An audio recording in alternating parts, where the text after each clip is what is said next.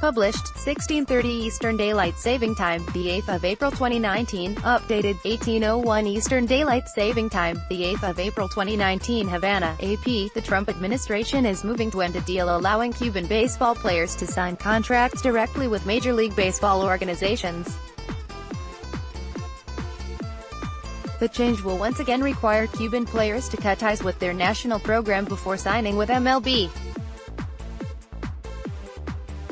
The Treasury Department told MLB attorneys in a letter Friday that it was reversing an Obama administration decision allowing the major leagues to pay the Cuban Baseball Federation a release fee equal to 25% of each Cuban player's signing bonus.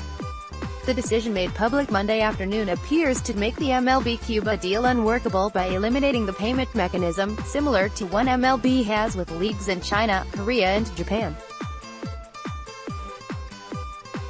The U.S. does not support actions that would institutionalize a system by which a Cuban government entity garnishes the wages of hardworking athletes who simply seek to live and compete in a free society, National Security Council spokesman Garrett Marchi said. The administration looks forward to working with MLB to identify ways for Cuban players to have the individual freedom to benefit from their talents, and not as property of the Cuban state.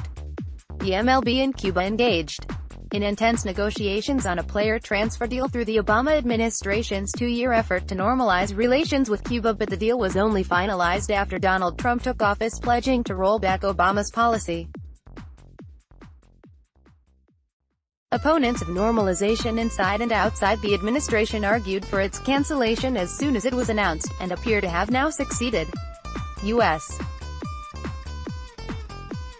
law prohibits virtually all payments to the Cuban government under the 60-year embargo on the island, but MLB argued the Cuban Baseball Federation, which oversees all aspects of the sport on the island, was not formerly a part of the Cuban state.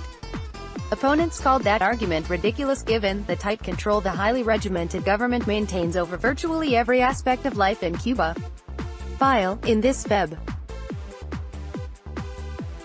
10, 2019 file photo, Cuba's Los Llaneros de los Tunes baseball players listened to their national anthem before facing Panama's Los Toros de Herrera for the final Caribbean Series Baseball Tournament Championship game at Rod Carew Stadium in Panama City. The Trump administration is moving to end a deal allowing Cuban baseball players to sign contracts directly with Major League Baseball organizations, which appears to once again require Cuban players to cut ties with their national program before signing with MLB. AP photo, Arnulfo Franco. File, the letter from the Office of Foreign Assets Control obtained by the Associated Press agrees, saying that, in light of facts recently brought to our attention, and after consultation with the U.S. Department of State, OFAC has determined that MLB's payments to the Cuban Baseball Federation are not authorized. We stand by the goal of the agreement, which is to end the human trafficking of baseball players from Cuba, an MLB statement said.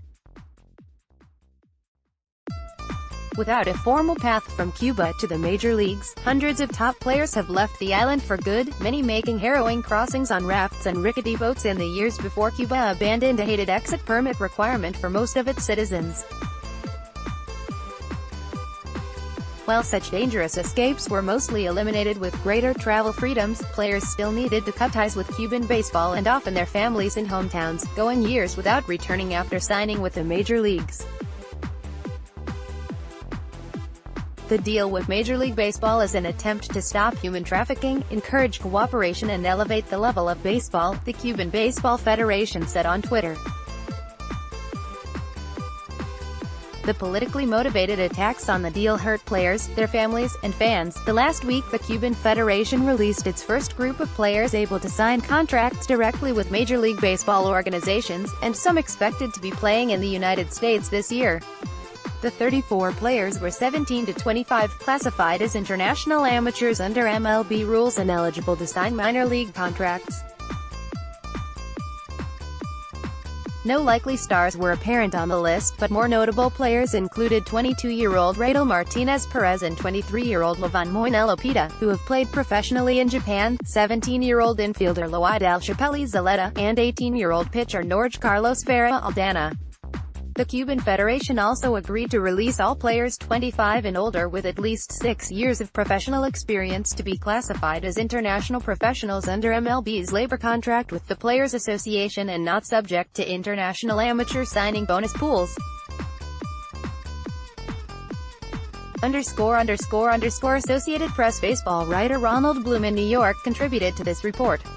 Sorry, we are not currently accepting comments on this article.